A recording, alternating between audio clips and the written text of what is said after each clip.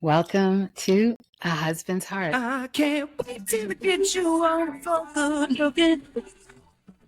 Hey, you and I so hot, just like an oven. And I just had to touch it. It's so fine.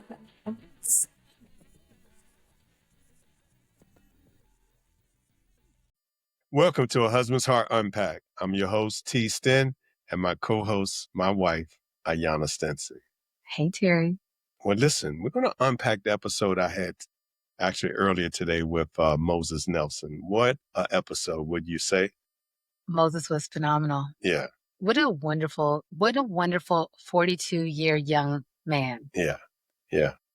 Just on the right track, just doing what would swell any mother's heart with pride. Like, my son has become a full man. He's a dad, a husband, a homeowner, just tracking well. Mm-hmm. Yeah, Moses, that's a perfect name for him too. It's particularly like Moses, like 6'9", 6'10", has this big beard. So that's a good name for him, right? Absolutely. Yeah. Yeah.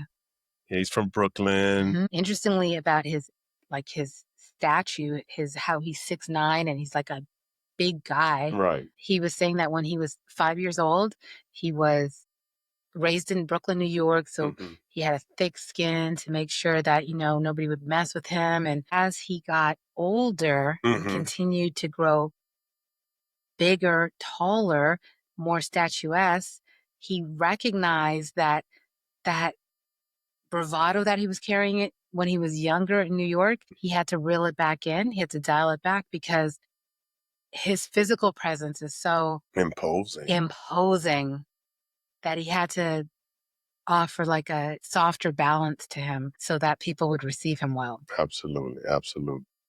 Yeah, Moses was definitely, it was a joy speaking with him. I mean, he raised some topics, particularly about his life, his marriage, that just resonated. And it's like he's a confident but yet peaceful, not overbearing. He's confident but not arrogant. Yes, definitely. Definitely. Yeah, he's very comfortable in his skin. Yeah. Great smile.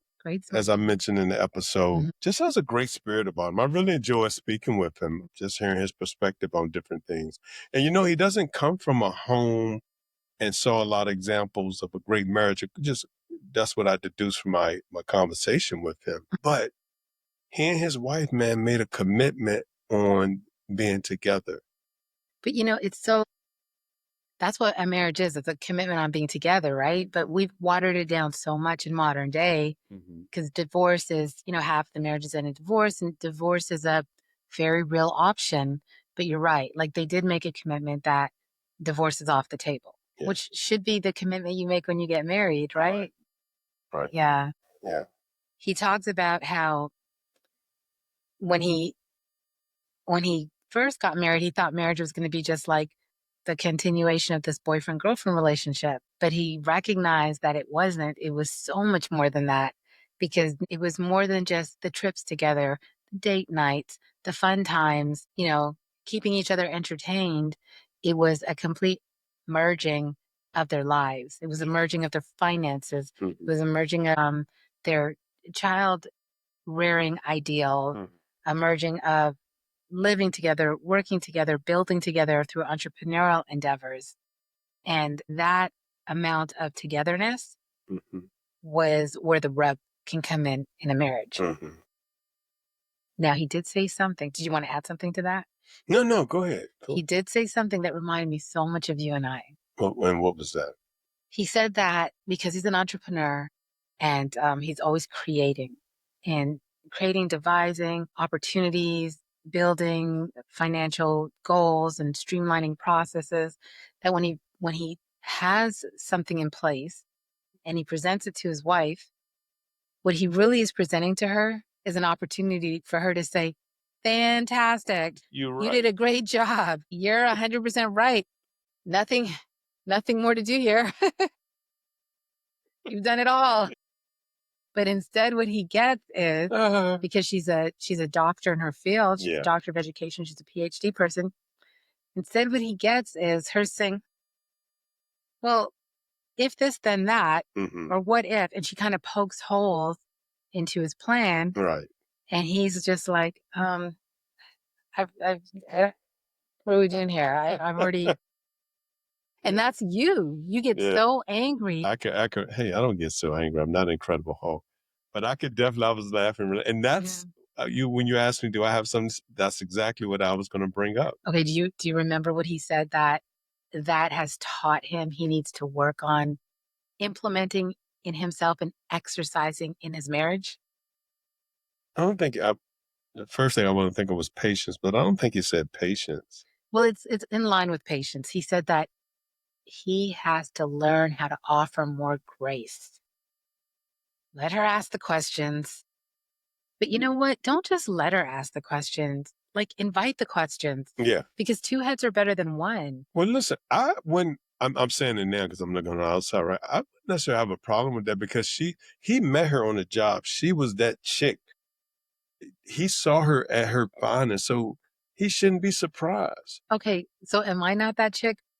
When I poke holes in some of your ideas, you get really frustrated. I think so much you poke holes. I just think you haven't done the homework. That's exactly what he said. No, I thought he said because she's knowledgeable in a lot of things. He said, I've done the homework. I've done the research, so I don't need her to come and ask me any questions. She's because she has life experiences in the workforce. No, he said because she's an extremely intelligent person, even though he needs to like reel it back and listen to what she has to ask. So you're right. You're right. Definitely. Yeah. And that's why I was laughing too. I can definitely relate because I guess, like you said, we put so much work into it and but I guess it's how. I mean, it might be different. She might really be asking because I, as an entrepreneur and as a visionary, I want someone to offer, hey, did you think of this? Because I'm like, because I always preach two heads or more heads are better than one because I understand the power of more than one thought philosophy. I don't know that that's necessarily true with you, Terry, because I think that you feel like if I ask you a question about an idea, an ideal that you've been working on, that you've researched, that you've done the homework on, you feel like it's an attack, like I'm critiquing, like I'm like, did you think about this? Maybe you were remiss in this area. Well, honey, a lot of times, see, now we don't know what type of question she asks. If she asks questions related to that, sometimes the question you ask me doesn't necessarily specifically to the field. It's asking like, well, why are we doing this or does that?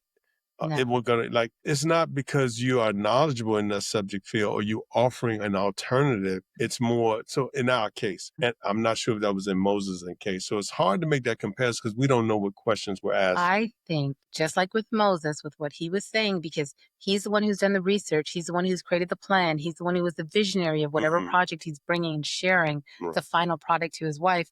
I think not unlike Moses, not unlike a lot of men, I think you feel like it's a personal attack. So you get defensive. I mean, I don't know. That's where we can agree to disagree. Because listen, for me in my life, I love when someone brings information, because now they're either more knowledgeable, they have experience. That's not what we're talking about, Terry. We're talking about she's not providing additional information. She's asking questions. Okay, then I agree with you. But all I'm saying is he has a right to be upset. If she's just asking without being either experienced in that field, offering alternatives, put some type of, expertise with it, then what we doing here? See, that's problematic, Terry. I think ask questions, receive questions, be able to answer questions. Well, it's sometimes people ask questions are they coming from a good place? So we don't know. Wow. I only can speak for my marriage because the questions sometimes the questions I get super duper defensive. The questions I get are not to help and add to say, hey babe, can I help you with that? Well, you know what, babe, what is it? I asked that question. Let me go do some research on that and bring you back. Well, maybe I don't want to do research. I just want to say, hey, what about this? Is this I see a hole here. I'm just trying to expose it, but I don't want to necessarily suddenly do research. So babe, all I can say, if you got something like that, bring it forward. If you have an alternative to some things, please, by all means, bring it to I have. Do you have any examples? I have. And I will continue to do so.